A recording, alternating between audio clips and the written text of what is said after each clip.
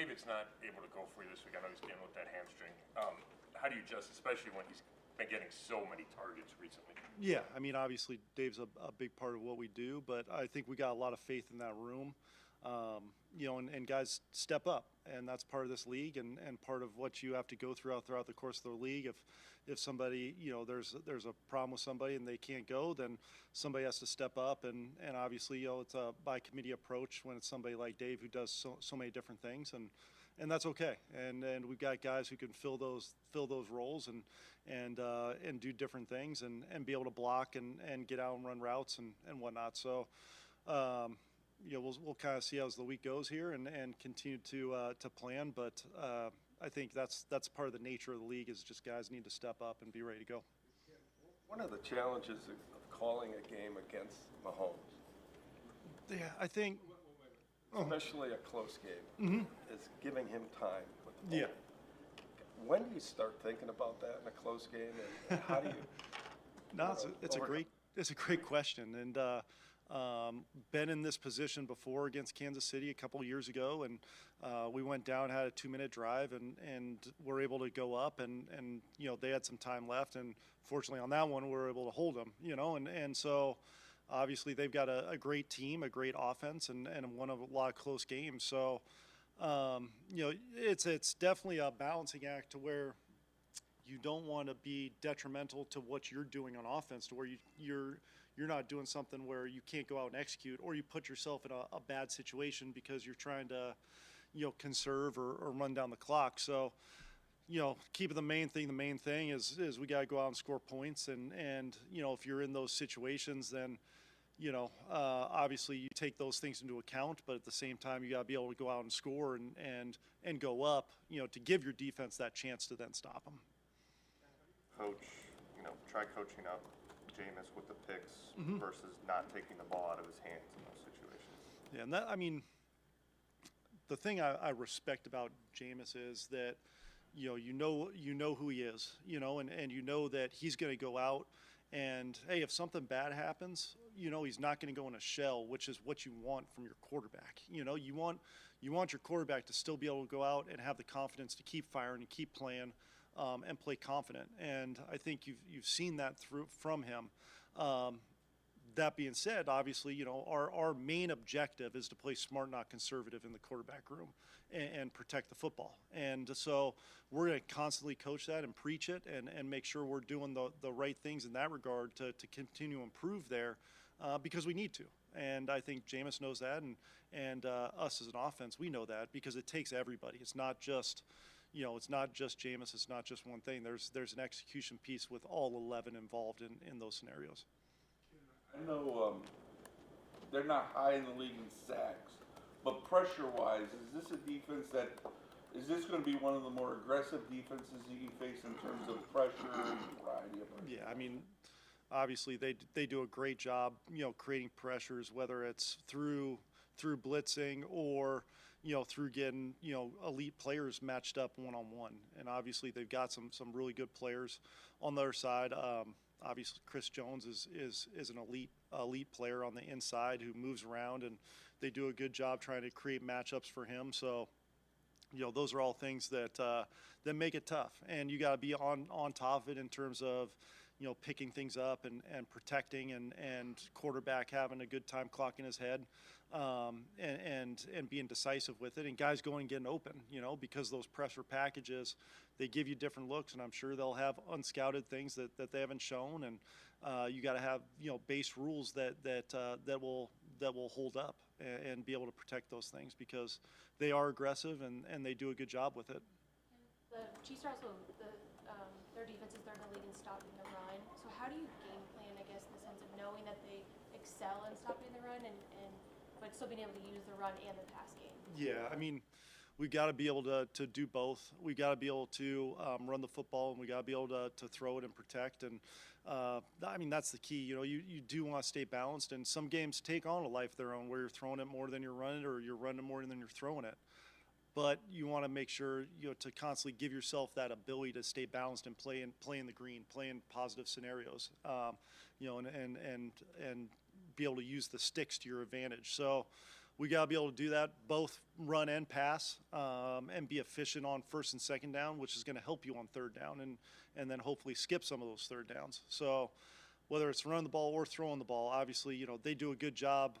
They've got a tough front to run it against, and then they do a good job with getting in your face and disrupting the pass game. So execution's definitely at a premium, and that's through knowing what to do, how to do it with great technique. That, I know there's reasons why you've thrown it as much as you have as a team this year, but a couple of the linemen were saying, hey, when you throw as much as we have, it's hard to get better in the run game, you know, when you're only running it whatever percentage of the time. Like, do you think that's been a factor in why the run game hasn't been as successful, just because you haven't done it as much? Yeah, it's a good question. I think obviously there's times where I think there's multiple. You know, it's you know, again, it takes all 11 guys, and you know, it takes the execution piece of it. I thought this past game, guys got in a good rhythm, and we were able to create some holes and do some really good things in the run game. So, you know, I think there's a balance there that you got to be able to strike and still be efficient running the ball while being able to throw it. And so, you know, I think there's always going to be that balance and tying together with some of the run game with the play action game and keeper game and all that stuff. But, you know, I do think that, you know, you work on it and you stress it, and you've got to be able to execute at a high level each game, because each game does take on a life of its own, and you know, whether it is running the ball or throwing it. So you always want to let those guys get in a rhythm and come off the ball, and the more we could do that coming down the stretch here, I think the better off we'll be, because we do have a good group up front, you know, who could do some really good things in the run game. Just continue to give them those opportunities and continue to try to stay as balanced as possible. The other night I saw Joe Burrow throw the ball 17 times to Jamar Chase. Mm-hmm. So how do you explain throwing to Judy only twice in the first half of the Pittsburgh game when he's the hottest receiver in the league? Yeah, I mean, again, I think there's a balance you got to strike there. Obviously, JJ's a big part of what we do, and we want to try to get him, you know, keep him involved as much as possible, because we know how valuable he is, you know, to us as an offense and as a team. So I think there's always, you know, multiple factors there, whether it's play calling, whether it's what the defense is doing. You know, there's factors there in terms of him only having the 2 targets, and so something we'll always look at to make sure we're keeping him involved, and at the same time forcing a defense to have to cover, you know, multiple targets. In Sunday's game, did you see the stat at the halftime and you say, how did that happen? Let's change that. No, yeah, I mean, obviously you always look. I mean, Jerry's an important part of what we do, so we always want to make sure that he's going to be involved. And again, I think there's multiple reasons on why those things happen. And look, the more you're on the field and the more you could have extended drives, the more opportunities JJ's going to get, the more opportunities we'll get in the run game. You know, the key is just continue to stay on the field, have sustained drives, and you know, guys are going to have more opportunities, whether it's running the ball or throwing the ball. When you go into a game, do you sort of anticipate trying to be as balanced as possible with the run and the pass, or is it more like you would say at this point passing the ball is more your strength, so you probably cater a little bit more towards that?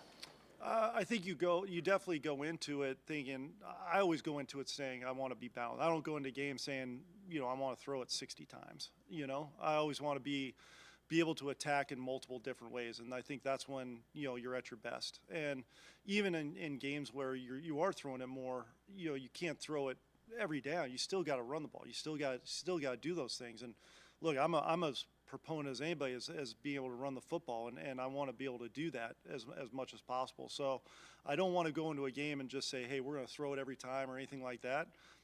I want to go into each game saying, look, we're gonna attack with balance, and when we have to pivot, and if we're going to run the ball a little bit more, then we're going to run the ball a little bit more, like this past game. If we're going to throw the ball a little bit more, then we're going to throw the ball a little bit more, based off of what we're getting. But I always want to try to stay as balanced as possible to one, help those guys up out front, because they do a good job. They work their tails off. They've done a great job in protection. In a lot of ways, you want to give them those opportunities to come off the football, and I want to be able to give that to those guys. So I want to stay balanced as possible, and when we have to pivot, then you got to pivot and adjust as the game goes. quarterback like Patrick Mahomes, is a Patrick so talented that he can be this good with whoever he's paired with? Or is the Patrick Andy thing just so right? And if so, what have you learned from watching these two guys over the years? Yeah, it's a good question. I mean, I wish I could give you an answer. You know, obviously, just haven't been as focused on their side of the ball as much. Obviously, you do off-season studies, and he's a great coach, and he's a great player. You know, and they do a good job mixing it up and doing different things and continue to evolve as an offense. So we got our hands full defensively with them on the defensive side of the ball. So. You know, haven't been able to focus too much on the offense side, but I just know obviously they got a good thing going over there on offense. On that second interception, after the game he made a perfect throw? What did you see on that play? And was it a good throw? Was there an issue with the route run by Elijah there? Oh yeah. No, I think you know, that's one of those where you're in a situation where you're trying to come back. You're in the situation we were in, and you know, we're trying to get the ball downfield, and they got some depth right there, and it forced him to have to put it over the top. And so, you know, credit to them. They'll make some good plays sometimes. Even when you make a good throw and a guy's, you know, in the spot, sometimes the defense is going to make a play. And so we'll constantly look at and evaluate those things and make sure that we're doing the right things. But you know, I think that's a balancing act you gotta have when you're in those situations of seeing, you know, hey, how much time do I have, and do I have time to continue to you know, be patient and continue to take the underneath, or do I need to push the ball downfield? So those are always things we're going to evaluate and make sure that we're educating our guys based off of situational football, which is huge.